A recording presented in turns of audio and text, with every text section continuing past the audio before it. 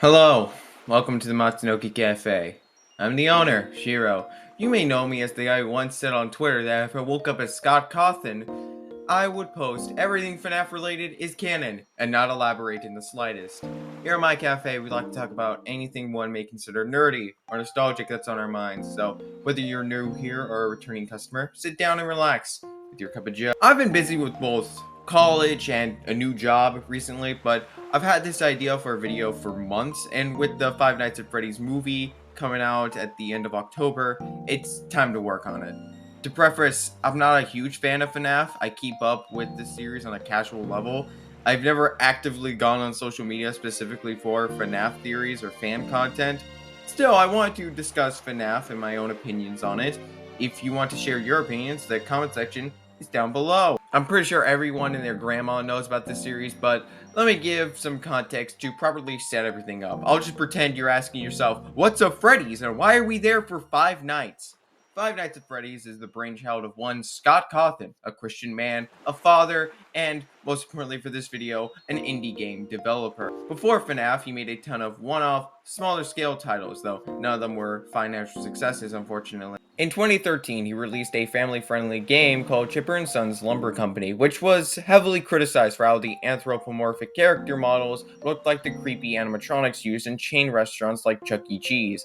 When I was a little kid, I actually went to a Chuck E. Cheese that still used animatronics, so I can attest that those things were scary as sin and were born straight out of hell. Back on topic, Scott was initially disheartened by this heavy wave of criticism, to the point he considered quitting game development.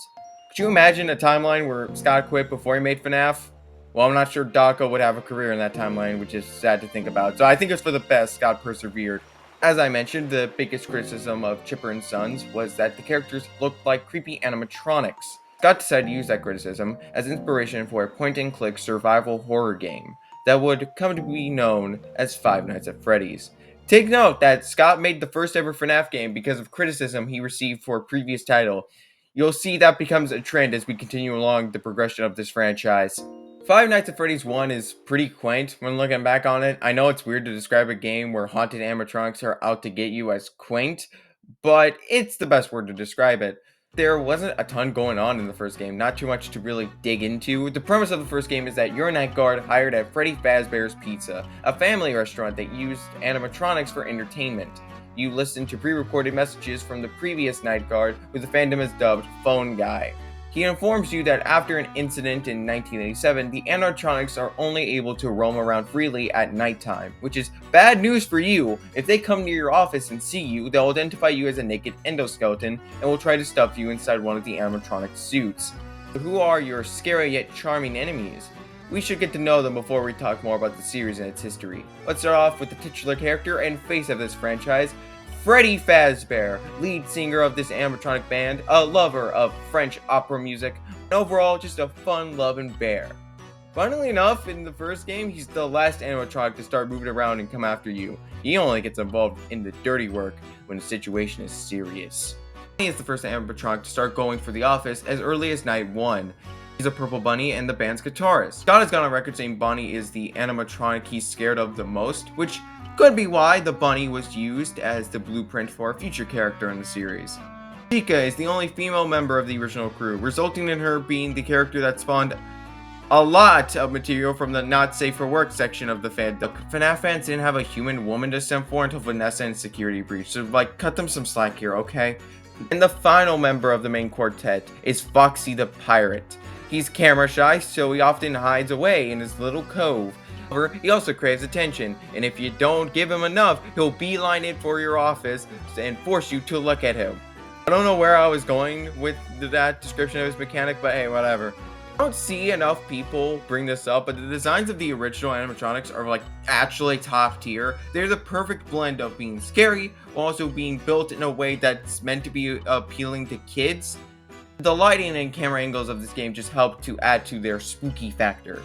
There's a secret 5th animatronic in the game, Golden Freddy, basically the shiny variant of Freddy. That Pokemon comparison is a fitting one because the chances of you encountering Golden Freddy in the game are so minuscule. But Golden Freddy is one of the few mysteries from this first entry that were thought-provoking and sparked discussion. The way you go about discovering Golden Freddy is if you happen to see this altered version of a Freddy poster where it's replaced with Golden Freddy's face. Go onto other cameras and look at the posters there. You'll discover reports of kids who went missing at Fazbear's Pizza. The suspect was caught but wasn't imprisoned due to a lack of evidence. Later on, the animatronics started giving off a disgusting odor. By reading these, it's easy to surmise that the missing kids were murdered and stuffed into the animatronics. Now the spirits of these dead kids haunt the robots and wish to make others suffer the same torture they went through. Now obviously Scott didn't have plans to make a whole franchise when he developed the first game. This game could fall under the radar and become an obscure indie title. Luckily for him, FNAF 1 was a financial and commercial success. This is due in part to big gaming YouTubers like Markiplier playing FNAF when it came out. Mark's Let's Play of FNAF 1 was what introduced me to the franchise, and based on the view count, his first video was probably a ton of people's first introduction to the game. And FNAF spread like wildfire from there, becoming one of the biggest trending topics across all corners of the internet. This one game would go on to redefine the indie horror genre as a whole. Now, most indie horror games are like, remember this thing from your childhood? What if it was scary and murderous? Honestly, I like to think it was a combination of FNAF and Sonic.exe that started this trend of mascot horror games. Scott knew he needed to strike the iron while it was hot, because he went on to make 3 more games within a year after FNAF 1's release. I'm not kidding, by the way. The man developed and released 4 games within the span of 1 year. These were polished games too. Yeah, the first 4 games could be boiled down to a collection of images and GIFs you click around to see, but the fact there are no game-breaking bugs to my knowledge is still incredible. Scott has to be superhuman. FNAF 2 was released 3 months after FNAF 1 came out. The old animatronics were now old and withered, the tears in their suit exposing the metal interior underneath. But alongside them are some new faces. The toy animatronics, newer renditions of the main 4 criminal database scanners, and designs that are meant to be much more appealing to children. Or appealing to adults, depending on who you ask. She is such a bad bitch, though. I will fuck the shit out of that robot, man. I'm not. The most interesting of the toy animatronics is the Foxy analog. Toy Foxy was built in a way that made it very easy for kids to tear apart and then put back together like a twisted contraption, and thus it got a new name, Mangle. Along with the toy animatronics, we get 2 brand new characters. The Puppet, who will become super important in this series going forward, and the direct spawn of Satan. Now, something added to FNAF 2 is that sometimes when you die to a jump scare, you'll get a special death minigame, styled after 8-bit Atari games. There are a couple that are pretty noteworthy to bring up for this video, because of one figure in particular. Purple Guy! In Foxy's minigame, you run out of Pirate's Cove to entertain children. However, on the 3rd time, you see the Purple Man smiling at you from backstage. Walk out to Pirate's Cove that time and you're greeted to a pile of corpses. Take care of the children is the most important when it comes to future lore. While Freddy is running around making sure kids are happy, there's a child outside crying alone. A car pulls up, Purple Guy walks out and kills the kid. He drives away scot-free, and then Puppet jump scare to end the minigame. There will be a minigame much later on in this series that shows this event in more detail, but this death was the origin of the Puppet. Now at first, people didn't know if FNAF 2 was a prequel or a sequel until one man made a video to clear the air. Yes, I'm finally bringing up MatPat and Game Theory. Get ready for me to bring them up a few more times throughout this video. It's honestly impossible to talk about this series without acknowledging that channel. When you complete Night 5 in the first game, you're rewarded with a check meant for your player character, named Mike. Remember that name. It'll be on the test later. While a year isn't listed on this check, MatPat was able to deduce through minimum wage that FNAF 1 likely took place in 1993. In FNAF 2, you also get a check after Night 5, addressed to Jeremy Fitzgerald. But there is a year listed this time, 1987. Alongside the fact that Phone Guy died near the end of the first game, but is perfectly fine here, goes to prove that FNAF 2 is a prequel. Speaking of which, Phone Guy brought up how the restaurant is being inspected for suspicious activity, something about the animatronics being tampered with, and that they're having Jeremy work the day shift for a birthday party to watch the animatronics. Yes, a birthday party at Freddy's in 1987 before the place shuts down. It's pretty obvious it was during that party that the bite of 87 occurred. But yeah, FNAF 2 was undoubtedly a big success. The influx of fan content, whether it be animation, song parodies, original music, it was everywhere you looked at this point. And so Scott got to work right away to develop the third game, which was intended to be the end of the series. That's funny to think about in retrospect, but I think it's still good to look at FNAF 3 and see if it would have worked as a satisfying finale. FNAF 3 released in March of 2015, 4 months after FNAF 2. It's said 30 years after the first game, meaning it takes place in the year 2023. Well, ain't that a coincidence? This time, you're not working at Freddy Fazbear's Pizza, as those restaurants are seemingly long gone at this point. No, you're working at Fazbear's Fright, a horror attraction that takes inspiration from the murders and mysteries that occurred around Fazbear Entertainment. Mind you, in universe, those murders and disappearances really happened. It's like if a dude made a horror attraction about Jeffrey Dahmer. Like, no, you don't do that shit. Anyway, Phone Guy isn't the only one to keep you company during your night shifts in FNAF 3. There's also Phone Dude, your boss who speaks with a surfer voice. What's up, bro? In fact, Phone Dude calling you is basically all of night 1. There's nothing coming to kill you during your first night in the building.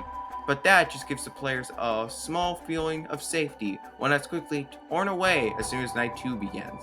Phone Dude hits you up again, telling you that when he and his co-workers went to one of the old pizzerias to take some stuff they could use for the attraction, they found a real animatronic in the back room, bro! That singular animatronic is now in the building with you, and is set on taking your life. His name? Springtrap. This attraction is great, so many guys I can. Alongside Springtrap, Phone Dude also found old cassette tapes that were recorded by our good old friend Phone Guy. These tapes are meant to be training audio for new employees to listen to. And through them, we get a substantial amount of lore about the pizzeria's past, as well as some info on what Springtrap's whole deal is. Phone Guy's training tapes focus mainly on explaining the mechanics of spring-locked suits.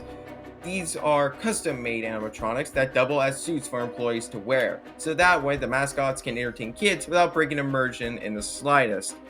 The way they work is by coiling springs to compress the endoskeleton and make enough room for a person to wear. These springs are very sensitive and will come loose when exposed to even a small amount of moisture, causing the endoskeleton of the suit to go back into its original state. If someone is unfortunate enough to be in the suit when that occurs, their body is crushed and maimed by the endoskeleton parts and have no chance at survival. And once you learn about this, it's easy to conclude that Springtrap is one such victim of spring lock failure. That's not all. By the end of FNAF 3, players also find out who Springtrap was before becoming a monstrous animatronic. In these 8-bit games that occur after every night, we witness Purple Guy tear apart all the animatronics one by one. But what he doesn't realize is that doing so allowed the spirits of the dead children he killed to escape their robotic coffins. They trap him in the back room of the pizzeria, and in a panic, Purple Guy runs over and puts on the Spring Bonnie suit he used to lure them out of sight and kill them. People joke about what he was thinking by putting the suit on, but hey man, I wouldn't really know what to do if a group of ghosts start coming after me either. But what Purple Guy didn't take into account was the rain leaking down from the ceiling. Once those drops of water hit the suit's springs and triggered them to come loose, all the metal and plastic parts of the animatronic tore into his skin. He was left in that back room, isolated, doomed to die in a pool of his own blood. But that wasn't the end of Purple Guy. His spirit clung onto the suit he died in, haunting it just like his victims haunted the old animatronics. So to put it as simply as possible, Springtrap is a zombie in a bunny costume. He's actually one of 2 zombies in this series. More on that when we get to Sister Location.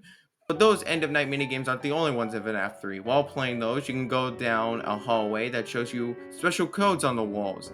Then, when you start the following night, you can use those codes to play unique minigames that are necessary for getting the best ending. Yes, FNAF 3 is where they introduce multiple endings to the series. These minigames revolve around finding sad 8-bit children and giving them a giant cake to cheer them up. The last minigame, Happiest Day, is basically interpreted to be the souls of the original 5 animatronics finding peace and passing on. But no matter what ending you get, FNAF 3 ends with a newspaper article detailing how Fazbear's Fright burned to the ground. While the article says it was due to faulty wiring, it was safe to assume even back then our player character just set the place ablaze in the hopes of killing Springtrap. Again, FNAF 3 was once intended to be the last entry of the series. What changed Scott's mind was when he saw the overwhelming opinion that Springtrap's jump scare wasn't scary enough. I've neglected to mention it, but Springtrap is the only real animatronic in FNAF 3. The others are phantoms, hallucinations, whose jump scares don't kill you, but instead make surviving the night more difficult. So you would think that since Springtrap is the only animatronic that can kill you, he would have a terrifying jump scare to compensate. But no, he had one of the weakest jump scares in the series. He's not really that up in your face, and there's no shaking of the screen to amplify the spooky factor. He just shows up being like, "Hey dude, I want to kill you. You cool with that?" I don't know why that's my Springtrap voice, but we're rolling with it. And so Scott saw this and decided, "Oh yeah, you guys didn't think this game was scary enough? Then I'll make another FNAF game. This time I'll be turning the scary factor up to 1,000,000. Scott has a habit of making new games just to address a common criticism or misconception about a previous work, and it's that habit that led to the creation of the FNAF 4 we eventually got a few months after FNAF 3. FNAF 4 is the turning point of the series. What once started as a simple story of survival against haunted animatronics slowly morphs into the craziest family drama you've ever seen. In this game, you don't even take the role of a night guard. The player character this time is a small boy with infinite tears. Every night, he's stuck in his bedroom while killer animatronics roam around in his house. Meet the Nightmare animatronics, who certainly live up to their name with their designs. And to make them even scarier, in normal gameplay, there's no way to keep track of their exact location in the house. Again, the player character is a child in his bedroom. There are no cameras in his house. At least, none that he knows about. If there's no camera system to keep watch over them, how do you know if Bonnie or Chica are right by the door or far down the hallway? You gotta listen in. No, seriously, if you hear breathing when you run to one of the doors, close it immediately. If you don't, shine the light to make Bonnie or Chica back off. You can also turn around and look at your bed. This is important because while you aren't looking at the bed, small Freddys will appear there. You have to turn around and shine your flashlight at them to make them go away. If you leave them alone for too long, Nightmare Freddy will come get you. And Nightmare Foxy's hiding in the closet, building up the pride to come out and slay. Aside from the typical point-and-click gameplay, FNAF 4 is notable for being the first game to really dip its toes into storytelling. The crying child's birthday is coming up, and the party is being held at the place he's most scared of, Freddy Fazbear's Pizza. Why is his party being thrown there when he hates the place? Because he basically lives next door to it.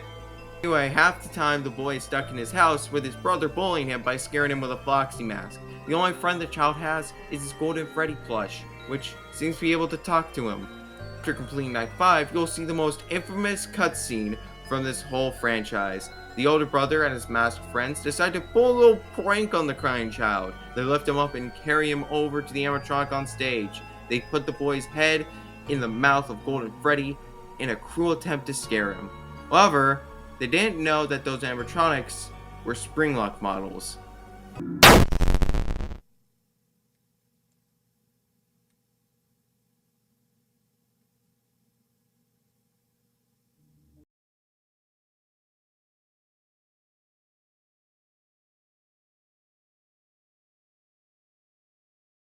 Was that the bite of 87? Oh, Mark, it wasn't the bite of 87. The event depicted in this cutscene was the bite of 83. In the crying child's house, you can check the TV and see a commercial for Freddy's that lists the year 1983. I don't blame anyone for thinking this was the bite of 87 at the time. Marketing for FNAF 4 showed each of the main Nightmare animatronics with the question, was it me? People naturally assumed the question was about who committed the bite of 87. But that's not the end of this game's story. There's one last cutscene. In a dark void, the crying child is visited by the talking Golden Freddy plushie. Fredbear remarks that the boy's broken and promises to put him back together. We then see a box that's locked tight. No matter what you do, you'll never be able to open it and find what's inside. This stirred up controversy in the community because Scott decided to never reveal what the box's contents would be, even when we got a Halloween update with new Nightmare animatronics. Honestly, I don't mind that he didn't reveal it. The fact we never got to see what's inside will spark discussion on what could have been for a long time. Anyway, Scott decided to switch up genres for the next game of this series. The next installment of Five Nights at Freddy's would be an RPG known as FNAF World, and it was terrible. I want to talk about FNAF World. Nobody does, not even Scott himself. The best thing to come out of this game was that Scott learned his fan base wouldn't just accept everything he made, and that he needed to focus on quality over quantity. So how about we use the time I would have spent rambling about FNAF World to talk about classic literature. Oh yes, we're getting to the books now. The first trilogy of books tell one long story that follows a 17-year-old girl named Charlie. She and her friends band together to investigate the mysterious murders of Freddy Fazbear's Pizza, coming across multiple conspiracies in the process. Now, the books are set in a separate universe from the games, so while the books aren't technically canon, the games do carry over certain elements from them. Case in point, the first novel, Silver Eyes, reveals the identity of Purple Guy, the man behind Slaughter. His name is William Afton. And then the fifth mainline game, Sister Location, came out. And the cutscene that plays when you first boot it up just name drops Afton. The best way to view the books, both the original trilogy and the Goosebumps knockoffs, is to see them as stories that go into detail explaining the rules behind the supernatural happenings in the games. And I'm gonna be brutally honest here. I hate William Afton as a character. Springtrap is also terrifying in FNAF 3 minus the jump scare, but as the series has gone on, and William keeps coming back and we keep learning more about him, the less scary he becomes. I think the reason Springtrap was terrifying to me and many others in FNAF 3 was because we didn't know much about Purple Guy. We knew he was a serial killer, but that was it. He was an 8-bit sprite. He didn't have a face or a name. Now, this is a me thing, but I like to believe that all fear is, to some extent, a fear of the unknown. You're afraid of something because you don't fully understand it. Once you do fully understand something, especially its weaknesses, then it's not that scary. For example, Stranger Things. I'd argue that Season 1 was pretty scary, but not Seasons 2 and 3. That's because after the first season, we knew everything the Demogorgons and the Mind Flayer were weak to, so by the time one showed up in later seasons, the viewers can already predict how the characters could potentially stop it. They had to introduce a whole new villain with his own sets of strengths and weaknesses in Season 4 to make the show scary again. Circling back to old Billy Afton, before the books and Sister Location, Purple Guy was just an insane serial killer. I mean, he's still an unhinged murderer even with the future context, but what I mean is that we don't know anything about him as a person. We knew back then Purple Guy was some otherwise unordinary dude who murdered out of a twisted sense of enjoyment. But as the series has gone on, William turned out to be the Tony Stark of FNAF, being super smart and talented in robotics, coming up with these sci-fi animatronics back in the 70s and 80s. Murder spree actually started out of his jealousy for Henry, and it was just a downward spiral from there. And like the Demogorgons in Stranger Things, Springtrap becomes less scary every time he returns because we've already beaten him before, and also because each redesign is worse than the last. Okay, before I start talking about Sister Location, I do need some fuel. I'll be right back. You see, I'm evil, MatPat. I don't drink Diet Coke, just regular. So, Sister Location. First off, this game is way more story focused than FNAF 4, as we now have voice acting. Instead of the usual gameplay loop of sitting in an office and trying to keep killer robots away, Sister Location has you doing many different tasks each night. It can be something like navigating down a hallway in the dark, trying to reboot power in a room with Funtime Freddy, or the worst fucking thing in existence. This time we're working in an underground bunker containing the Funtime animatronics, built for a sister company of Fazbear Pizza, Circus Baby's Pizza World. The underground bunker is part of a rental service where people can order animatronics to come to birthday parties and stuff like that. Just order a cameo from the kid's favorite Power Ranger or something, I don't know. The person we're playing as is named Mike, evident from the name tag on the elevator keypad. It's later revealed that Mike's full name is Michael Afton. Yes, William had kids, which just baffles me more. William, why have kids, then build robots specifically designed to capture and murder kids? You can't have your cake and eat it too. And he had 3 kids. He has 3 kids. Alright, I'm sure one of them was probably an accident, but there's no way all 3 of them were. But anyway, Mike is down there to find his sister, Elizabeth. Her spirit is haunting the central animatronic of this game, Circus Baby. You see, it's clever because it has a double meaning. You might be wondering, how did the little girl die? Well, because she got too close to Circus Baby, you know, the murder robot designed by her dad, and got eaten alive. Oops! Anyway, Baby interacts with you throughout the game, helping you out a lot to survive every night, because the AI voice guide is setting you up for death. However, it then turns out that Baby was just doing this to eventually backstab you and lead you into the scooping room on night 5. In the background, you can see a dark figure with a clown mask watching you. You then have your insides scooped out of your body so that the animatronics can use you as a meat suit and escape the bunker. So what exactly was that dark figure I just mentioned? Well, we get a good answer by playing the secret ending. If you manage to complete the Circus Baby minigame and then decide to not follow her instructions through the dark corridor during Night 5, you find yourself in a familiar setting. You're in a small office with limited power, and it's your job to keep the killer animatronic away from you until 6 a.m. During this segment, you can check the cameras and get a good look at Sister Location's secret animatronic, Ennard. Ennard is the amalgamation of all the Funtime animatronics, fused into a singular body that would replace Mike's insides. Unfortunately, this alternate ending is not the canon one. Mike having his insides become his outsides is the true ending of Sister Location. But that's not all the story we get out of this game. Sister Location later got an update that included custom night. The only reason I'm bringing this up is because completing each of the preset challenges on the hardest difficulty gives you new 8-bit cutscenes. You see Mike, now possessed by Ennard, walking down the neighborhood and being joyfully greeted by his neighbors. However, every cutscene after gets progressively creepier. Mike's skin begins rotting. The neighbors begin hiding their homes and avoiding Mike entirely. The last of these cutscenes has a now purple-skinned Mike go down the block as usual, only to stop and violently barf out Ennard. The Funtime animatronics realize that Mike no longer served as a good disguise and so abandoned his body. However, Baby's voice can be heard telling him he won't die. And so, Mike grows up, having regained control of his body and becoming a zombie. So, yes, we later discover that after becoming a literal dead man walking, Mike would go on to work as the night guard of the first 3 games. Remember how in FNAF 1 and 2 you were fired for odor? Yeah, I can assume it's really hard to mask the stench of rotting flesh. And this reveal also retroactively increases the stakes of FNAF 3. Mike isn't facing just any killer animatronic. That sole animatronic after him is his own father. One final cutscene is shown to you if you somehow complete Golden Freddy mode, where all the animatronics are cranked up to their highest difficulty. We see the burnt remains of Fazbear's Fright and hear Mike talking to his father. He describes how he found the Funtime robots and how they thought he was William because they look alike. Now that his sister Elizabeth is free from Circus Baby, there's only one thing left for Mike to do: to find his father. Okay, so these cutscenes sparked a lot of confusion in the fan base. Mike's skin turned purple, so was he Purple Guy? Or what? Wait, was Mike Springtrap the whole time? No. Thankfully, MatPat made one of his many videos going over the whole FNAF timeline to clear up any confusion on what we knew before Pizza Simulator. There are 2 purple guys. One is literally purple. The other is just a funny colored game sprite to help him stand out from the black background. William is Springtrap. Mike is just a really unlucky guy. 6th mainline entry, Pizza Simulator, was the 3rd attempt to end the series on a satisfying note. You once again play as Mike, who becomes a franchisee of Fazbear Entertainment, gain ownership of a small pizzeria called Freddy Fazbear's Pizza Place. Get him through the work of a business owner is a mysterious benefactor who leaves cassette tapes that contain instructions. He asks you to salvage any animatronics you find outside the restaurant so you can make a profit out of them.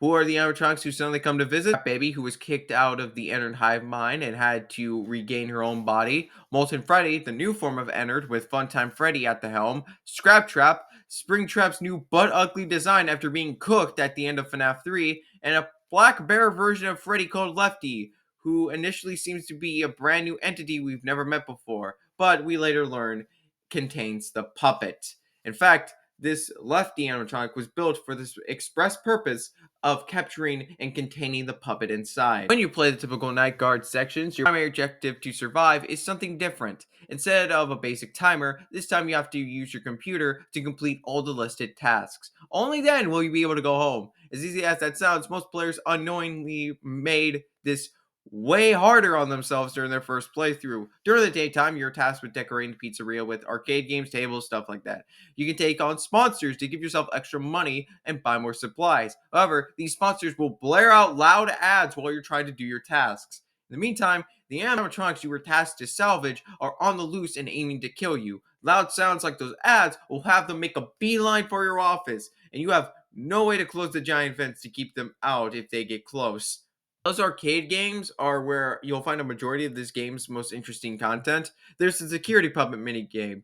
The 3rd time you play this game, you'll see a child with a green bracelet locked outside the building. The puppet is trapped inside its gift box, unable to help the child. Puppet eventually breaks free and goes outside, getting damaged by the rain, yet continues moving until it finds the girl's dead body. The puppet crawls over to the corpse before taking too much damage and deactivating. This is meant to be in our perspective of the take care of the children minigame from FNAF 2. This was the child William killed outside of a restaurant, and this confirms that the girl went on to possess the puppet. Motorist is the other minigame I want to bring up. So basically, during the third lap, you can go into a little gap you see, and then you just end up in a completely different game.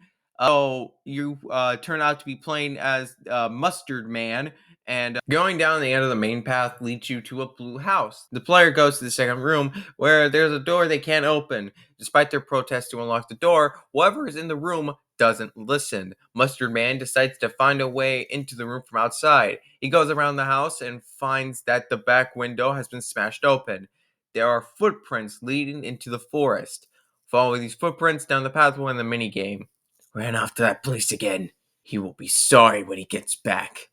This minigame is still shrouded in mystery as we're unsure what everything means. The game files list the assets for this secret portion as later that night. The theory most fans subscribe to is that Mustard Man is William Afton, getting his sprite recolored so he isn't confused with his son. And Midnight Motorist takes place right after he killed the girl in the security puppet minigame.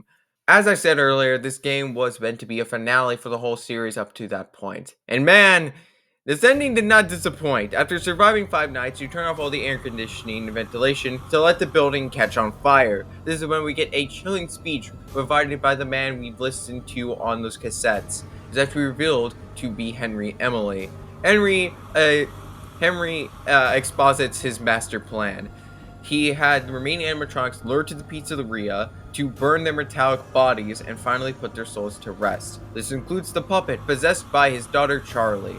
Mike decided to stay in the building and burn with everyone else, even though Henry pointed out there was a way out for him. Henry sets the place ablaze with him inside, letting himself burn with everyone else. Well, damn, sorry Henry, you died for nothing. I honestly do think this series should have ended here. I do like aspects of Security Breach and Ruin, but I feel Pizza Sim's ending wrapped a tight enough bow to end the series on a good note. It also would have made this video a lot shorter, so maybe I'm just salty. I'm not going to touch on the AR game because it was forgotten as soon as it came out, let's be real. So let's skip ahead to FNAF VR, Help Wanted. Not much to say here, thank the gods. Most of the game is a compilation of previous games, just in VR. This was the first FNAF game developed by Steelwool Studios, an indie studio, instead of the first 6 games where Scott was pretty much making the games entirely by himself. The beginning of the game explains that the previous entries existed in-universe, created by an insane indie developer to expose them for all the tragedies that allegedly never happened. Obviously, everything that did happen in those games did happen in the FNAF universe. VR is just a PR stunt. And yeah, it's just a PR stunt to be like, oh no, that stuff didn't happen. We're totally trustworthy. Nice argument, Senator. Why don't you back it up with a source? My source is that I made it the fuck up. How do we know this? Well, you can find secret tapes throughout the levels left behind in the game by one of the playtesters. The developers are up to some shady business. You know, this was just a ploy in order to trivialize those tragedies, to make them come off fictional. And previous playtesters have gone insane and killed themselves. While the first few tapes have the person recording them tell you not to find and collect them all, the last couple of tapes see you change your mind and encourage you to gather them up. However, when you do, that's when the big bad of Help Wanted comes into play. Meet Glitch Trap, an individual wearing a golden bunny suit with purple clothing. They appear before you and give off an aura as they stand there menacingly. No matter what you do at this point, you won't get a typical happy ending. The best ending has you stuck in a prison. Glitch Trap opens the slider in the door, shushes you, then disappears. Help Wanted's main purpose in the overall series is to serve as a setup for the mainline someone to come after it, the Security Breach. Now, VR's DLC include the mask of a white rabbit. That would be the mask of Security Breach's most recurring antagonist, Vanny. In fact, this whole game was set up for Vanny as we watch her origin story play out in real time. Yeah, Security Breach later confirms that the player character of Help Wanted was Vanessa, the lady who would go on to work as a security guard at the Pizzaplex and, now having her brain infected with Glitch Trap, dresses up as Vanny to cause chaos. So finally, we move on to the most recent entry in the FNAF series, Security breach. Instead of the typical point and click horror gameplay with pre-rendered animations we've come to know this series for, Security Breach was a step in a much bigger direction. It was going to be a free roaming horror game where you could explore the entirety of the game's massive setting, the Pizzaplex. Now, did this game succeed in transitioning the series from one gameplay style to another? No! In fact, it failed amazingly. It was hit with multiple delays, and when it finally came out, it was a buggy mess. People were not too happy with the final product that we got, even after we got the Ruin DLC and several patches to fix many of the bugs that were present at launch. Scott Cawthon talked about how the delays were due to them continuously underestimating how much time it would take to fully realize the many ideas they had for this title. You see indie devs and RPG maker creators fall into this trap of overambition. It's their dream project, so rarely do they ever want to cut corners or remove content. Top of the technical issues, the story of this game has caught a lot of flack, and I won't lie, it's for a good reason. You play as Gregory, a kid who ends up getting locked in the Pizzaplex late at night. Unfortunately for him, most of the animatronics in the building get infected with the glitch trap virus and are out to kill him. The only robot not to be affected by the virus is Glamrock Freddy, who takes the role of your personal buddy to help you survive the night until you can get out. At the start of the game, Freddy finds Gregory hiding in his chest cavity, and Gregory explains he's trying to hide from Vanessa and that he can't trust her. So a few things. One, as far as I'm aware, Gregory just wants to get out. And it's established early in the game that due to Freddy having a malfunction on stage, he's supposed to stay in his room for the whole night. Gregory and Freddy just wait in the room for 6 a.m. to roll around so the doors unlock and Greg can just get out. Does Gregory go out exploring the pizzeria instead? I know that the player's reason is so they can explore the place and go up against the new batch of animatronics, but what's Gregory's motivation? 2. What reason does Gregory have to suspect Vanessa at the start? Even when you take theories into account, to me it just doesn't really make much sense why he's wary of the security guard right from the get-go. Wow, at one point Gregory gets caught by Vanessa, then gets locked in a room where if you stay put, Vanny will catch you. I think that should have been the first instance of gameplay. And you escape from Vanny by sneaking into Freddy's room and hiding in his chest cavity. Gregory is already upset with Vanessa for locking him in a room, and then Vanny appears to attack him, giving him reason to suspect they're working together, if not the same person. Boom! Awesome! Scott, hire me! I know I'm heavily critiquing the intro segment of the game's overall story, but that's because almost no story stuff happens in between the tutorial and the many endings. The giant chunk in the middle just has you explore the Pizzaplex at your leisure and go up against any of the 3 hostile animatronics: Glamrock Chica, Roxanne Wolf, and Monty Gator. I'm gonna guess that since you can tackle any of these 3 in any order you want, they can't really take into account what animatronic you're facing when continuing the story. That's why most story moments happen in between each of the animatronic zones, for lack of a better term. On one hand, previous FNAF games were very light on story, so this kind of narrative structure makes sense, but fans were expecting a lot more story to take place in the foreground. And then there are the endings. Jesus Christ, where do I start? First off, once you pick an ending, you can no longer save unless you use an exploit. So if you die at any point after picking your ending path, start that shit all over again. Oh right, that's another thing. There are no autosaves. Save at every opportunity you get, because you never know when you'll get a game over and lose a ton of progress. Another issue with the endings is that a majority of them are told in this comic book style. There's no voice acting in any of these, and I assume this was the result of running low on budget rather than a stylistic choice. I assume that because 2 endings get fully animated cutscenes dedicated to them. One involved with confronting Vanny head-on, and the other is an ending where you discover the ruins of the Pizza Sim restaurant underneath the Pizzaplex. And just when you think that's crazy, you discover a spring trap down there in one of the recharge stations. This new form of spring trap is Burn Trap, because apparently getting scorched at the end of Pizza Sim wasn't enough to kill him. You have a boss fight, heavy quotations there, and then the Pizzaplex catches on fire. Don't ask me how, I'm too tired to check. Which Gregory and Freddy use as their chance to escape. Burn Trap tries to go after them, but the blob made from the other animatronics burned in Pizza Sim's ending catches Afton and tries choking him with one of its tentacles. Finally, someone learned fire alone won't kill this dude. But that isn't the true ending. The true ending, based on what we hear about Gregory during the Ruin DLC, is the redemption ending. To get this, you have to play the 3 stages of the Princess Quest minigame. Doing so frees Vanessa from the glitch traps virus, making her discard her vanity persona. She then exits the Pizzaplex and meets Gregory outside. The final illustration for this ending shows Gregory, Vanessa, and Freddy's head sitting atop a hill together. Now again, Security Breach is not all bad. I can see some good ideas here. Giving each major animatronic their own dedicated boss fight is a cool decision that I hope sticks around for future entries. While the map could be handled a lot better, and I mean a lot better, the Pizzaplex is an interesting setting and stands out from previous games in the series, not just in scope, but in general aesthetic too. The dynamic between Freddy and Gregory in this game is a nice contrast to all the silent protagonists we've had before, though the many memes made about these two may have helped warm me up to them, just due to them being like legitimately funny. And Vanny is an interesting concept for a villain. I just wish that they didn't make Springtrap the actual big bad yet again. Thankfully, the free DLC for Security Breach, Ruin, expands on those good qualities. True to the name of the DLC, the Pizzaplex has been utterly destroyed. We play as Cassie, a little girl who's friends with Gregory. After finding out Gregory is supposedly trapped in the area underneath the Pizzaplex, Casey goes there to help him get out. Ruin is a marked improvement over the game. I love the creepy atmosphere of the broken down Pizzaplex, which I feel is enhanced due to us having already experienced what the place is supposed to look like. The animatronics are made even creepier due to the damage they sustained when they have failed to stop Gregory, like Roxy losing her eyes. Speaking of Roxy, I really like this little bond she and Cassie have. The fact Roxy remembers this girl and how she loves carrot cake is honestly kind of sweet, I'm not gonna lie. Anyway, as you explore the ruins of the Pizzaplex, you will run into this digital rabbit multiple times. This entity is later revealed to be the embodiment of the MXES, a security system meant to keep something locked underneath the Pizzaplex. However, by the time Cassie learns this, she's already deactivated the system and allowed the monster to go free. What monster? Well, it turns out to be a robot known as the Mimic. It has been replicating Gregory's voice over the walkie-talkie in order to trick Cassie into freeing it from its captivity.